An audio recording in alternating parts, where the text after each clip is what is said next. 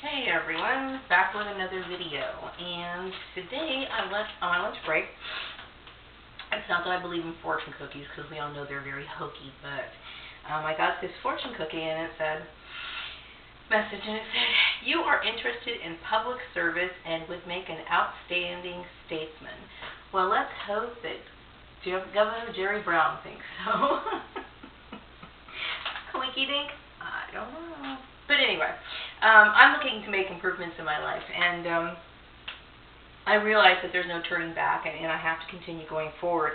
And I was thinking, today about how people tend to blow things out of proportion. My sister being offended by the lie that I told my husband, and she took it personally, okay? And then, of course, my community, getting all up in arms over it, like I committed a crime. And it's not a crime to lie about your race. Is it a lie? Is it something that's not ethical? I would say so, but we all make mistakes, and it's something that I moved on from.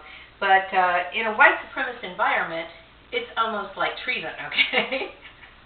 It's almost like treason, okay? And people take offense to it. And, I just never really thought that it would be blown up to something like this. I think it's ridiculous. I was warned several years ago by white people not to come here. By white people. Okay, like when white people tell you a place is racist, I should have taken heed. I should have,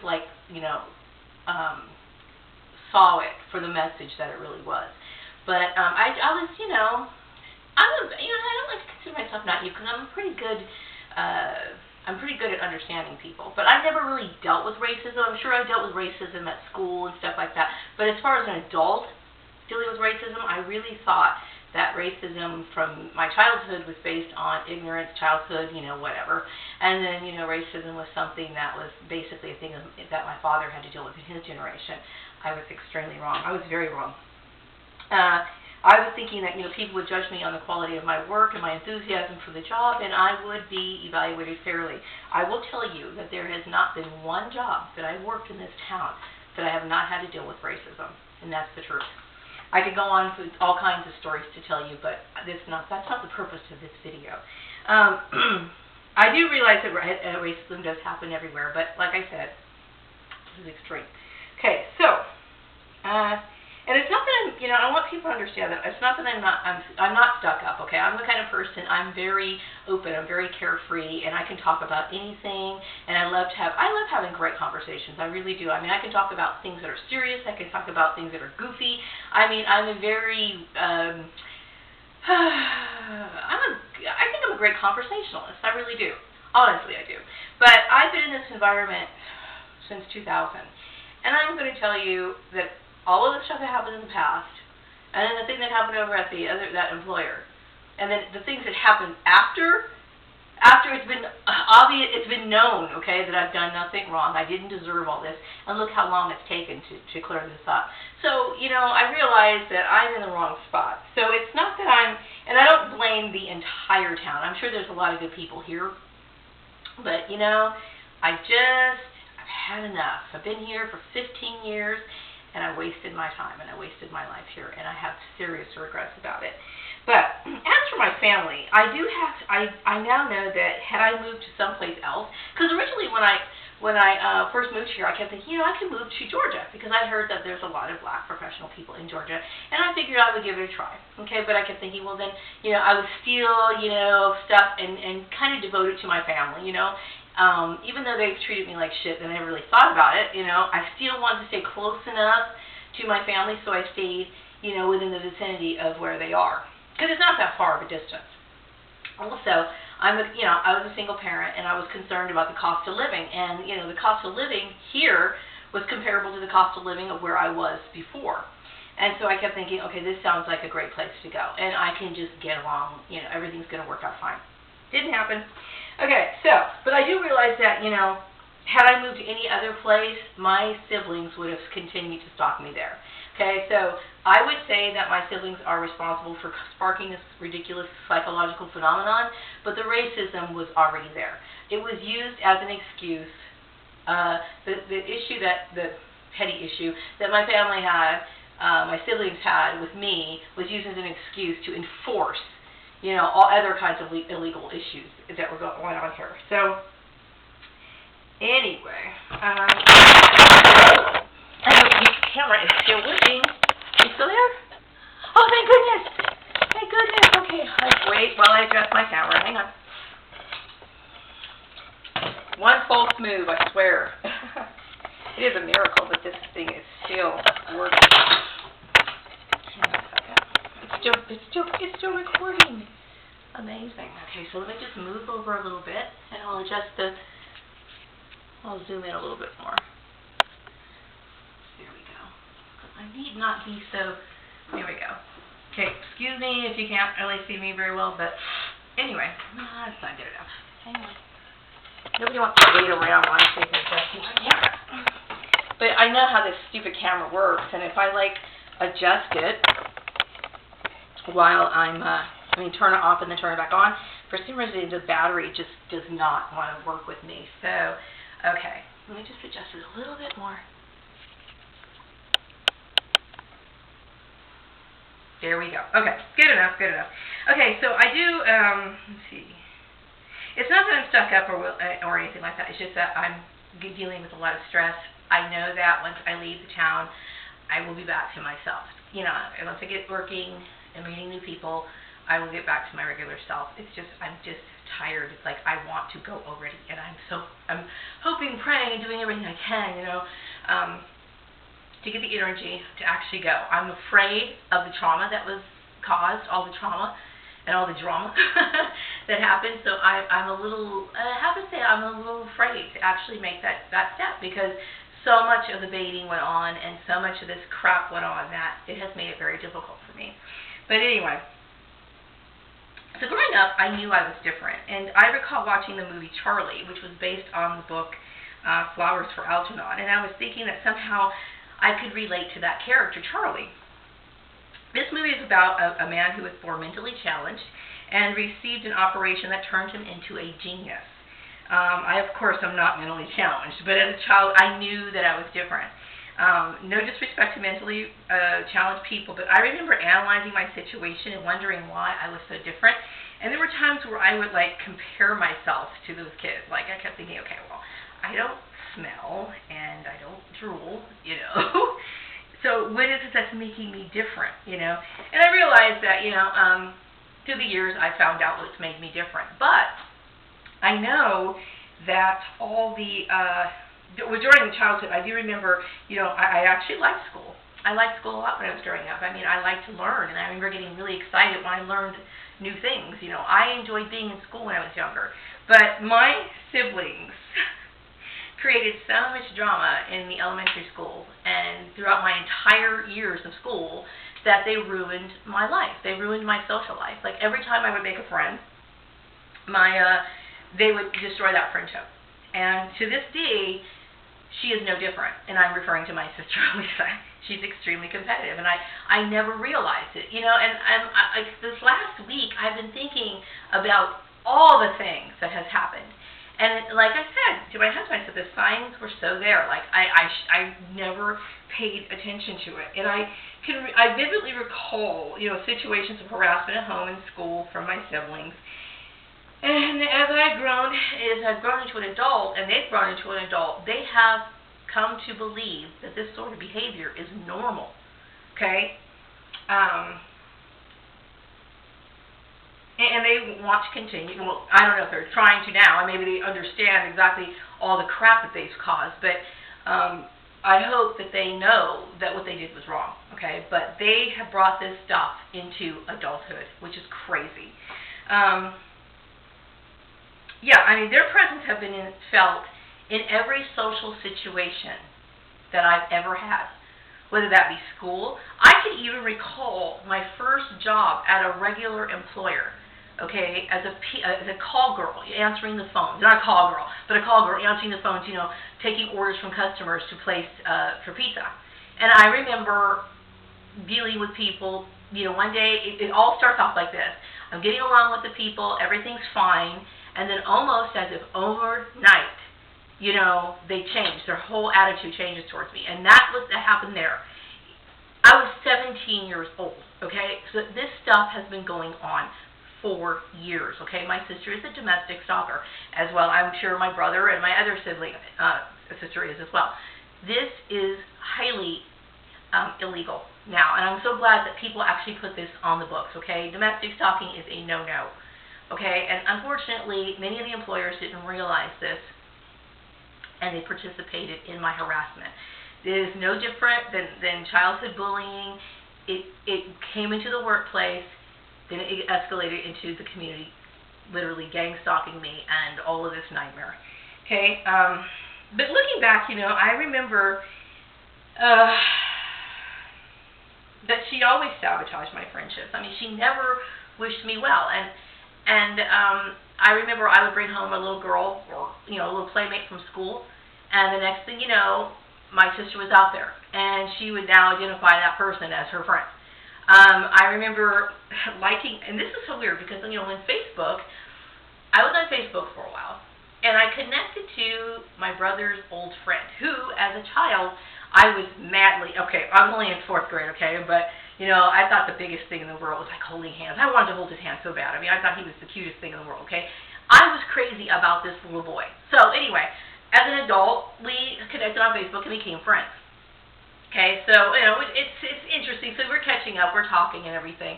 And so he was telling me that my sister gave him, before he moved to Montana, because he moved away when we were kids, and it broke my heart too. He didn't even care about me, but, still. He moved away, and my sister gave him a picture of him and my brother on the last day of school. Now, I remember my sister knew that I was crazy about this boy. She knew it, and yet, I never heard about that photo. I never knew anything about that photo. And I remember thinking, this was back in 2013, and I kept thinking, that's really strange. Why didn't Lisa give me a copy of that photo? She knew I had a big crush on him, Now, this is like 30 years later, 30 years later. And I remember thinking about that. And as things have been going on these last few years, I now realize my sister is my stalker, and she has been creating these nightmares in my life all my life. And now she's got, instead of having my friends turn against me, which she's done that too, which I doubt they were really my friends in the first anyway, they could actually turn against me that quickly. But still, now she's got employers doing it. It's crazy, It's domestic stalking, and employers need to know not to participate in this. And I am trying to do everything I can to get the information out, but I have so much going on in my mind. I'm dealing with a lot of trauma, and I want to get things formulated. And I also want to, when I'm the kind of person, I've been living under a lot of anxiety all my life. I realize that now, and I notice that I take on natural, there's natural responses to certain things that go on in my life. Like I said, I can recall having great relationships with people, and where the atmosphere is great, and everyone's getting along, and then the very next day, people changing on me. So I notice now, as an adult, at least, I notice as an adult, I will do something with somebody, like I'll go out with them or something, and then I won't call them or anything for months, because I keep thinking in the back of my mind, the next time I see them, they're going to change on me. It has affected my life tremendously. So the whole bullying thing, all these years I've been thinking it was my fault. It was my fault. I did something wrong. I didn't do anything wrong. I was a little quirky, but I still remember making friends. Now, mind you, they didn't stick around for very long because of my siblings, but I did make friends. As a matter of fact, when it comes to people that I used to bring home or talk to on the phone, I remember talking to people on the phone more than my sister. Now, I never took, kept track of it, and I never compared it. But I was thinking today, I kept thinking, I know that my sister didn't want to give me the picture of the boy that I had a crush on. And she knew I would have died to have that as a kid, I would have died to have it as a kid. She withheld that. And I remember her, taking all my friends. And I noticed that on Facebook when I was on it, she was dominating, everybody I used to know. So, not dominating, but you know what I mean. It's like she's claiming them as people that she knew all along, So, I realized that my sister wants what I have, whatever that might be. She wants to destroy it. So, she destroyed my friendship, and I suspect that she has tried to destroy my marriage several times. And, she's one of those people. She's extremely competitive. And, you know, if you ever see these sort of traits in your kids, do what you can to stop it, because it is destructive and it's wrong. And those kids that go around bullying their siblings and their bully kids at school, they grow up to be domestic stalkers, and it gets into the workplace. I'm not saying everybody does. Some people grow out of it at a certain time, okay? But in this case, she didn't, okay? And I'm just hoping that people will learn from this story. And one day maybe I'll be on a big stage and I'll tell my story to everyone, you know, and I'll get a standing ovation. But maybe not, okay? But maybe this YouTube video is the extent of that. However, you're hearing the story, okay? So learn from it. Let's see. Oh, yeah, going back to the movie Charlie.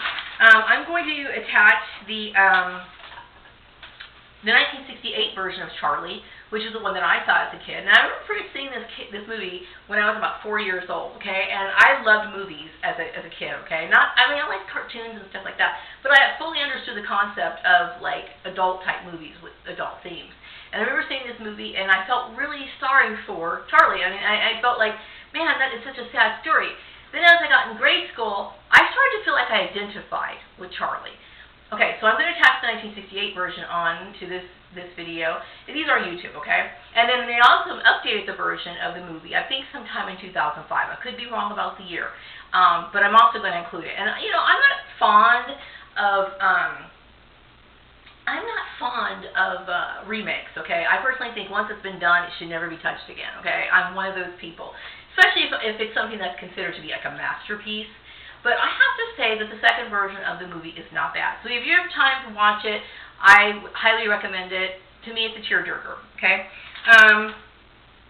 But one of the things that I see in my mind about that movie is when Charlie gains intelligence and he starts to realize that the people he knew wasn't what he thought they were. And I'm going to tell you what, growing up, I would have defended my sister against anything. And many times I would break off relationships to defend my sister. Okay, I remember this lady dropped me off from work one time, and she said something negative about my sister. And I remember hating her for the rest of the time that I was there. Okay, I would defend my sister. I never would have allowed anything to happen to my sister. Okay, and yet, somehow, she comes back. I mean, she's always had it in for me. It's crazy, crazy stuff. Crazy, crazy, crazy. And I never thought of her as a competitor, not one day of my life. No, never. I mean, we were kids, and we did a little childish stuff, but I mean, I never sat there and plotted against her. Never. Never would have crossed my mind to do something like that. Terrible stuff. So aside from my desire to continue my career in accounting, I would also like to work with other people to put an end to domestic stalking, workplace mobbing, and community gang stalking. And at least, you know, if you're never, like I said, you're never going to eliminate domestic stalking. Domestic or community gang stalking. But one thing is for sure, employers need to start understanding that these things are illegal. Many times, like in my case, okay, let's talk about a little bit about my whole issue about people manipulating my income, okay? First of all, that is a sexist thing to do, and it subjugates women on so many levels, okay? Now, thank goodness my husband doesn't beat me, okay? But what if he did? Do you realize that now that if that was the case, you are forcing a woman to be in a situation where her life is in danger, and she can't get out.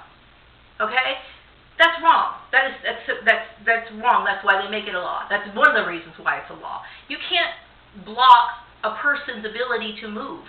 You know, I'm sure a lot of people stay in abusive relationships because somebody might be manipulating the strings. Okay, it's dangerous, extremely dangerous, and I believe that I'm worth more. I'm a good employee, and I'm willing to give like 100%. And I have great ideas, and I'm very attentive, and I have great business sense. Why shouldn't I be hired like that? Okay, so the very fact that I'm out of a job after doing a great job for the employer who treated me like crap tells you something. Okay, tells you that something's going on. Somebody's manipulating the strings. Calm down, Maria. Okay, so yeah, basically, in a nutshell, I realized that my sibling has always been competitive. She has never wanted me to have any relationships. I think she's always wanted me to be unhappy.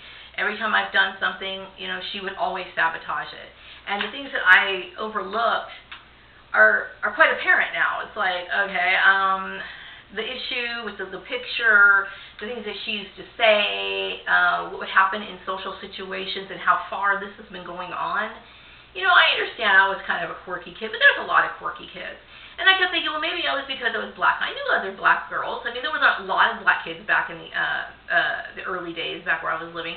But still, these kids had normal social lives. So what was wrong with me?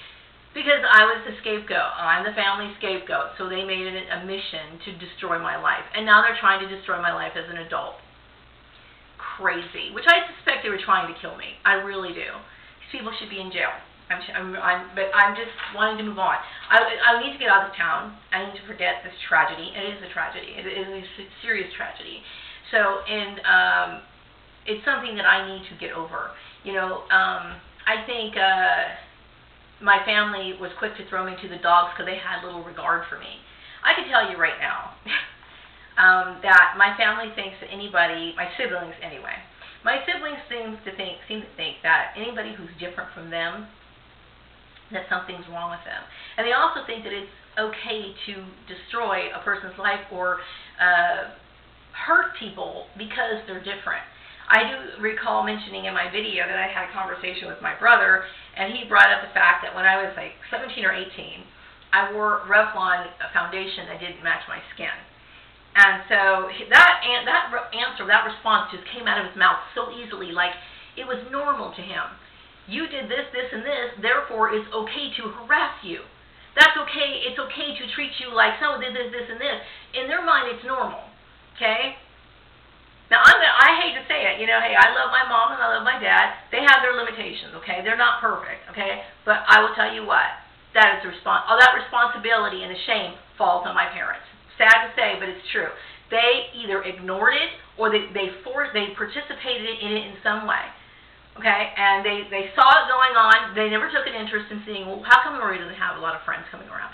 How come Maria, she knew I had friends, but how come they weren't fulfilling friendships? How come they weren't normal? Okay, why does Maria, constantly skip class all the time?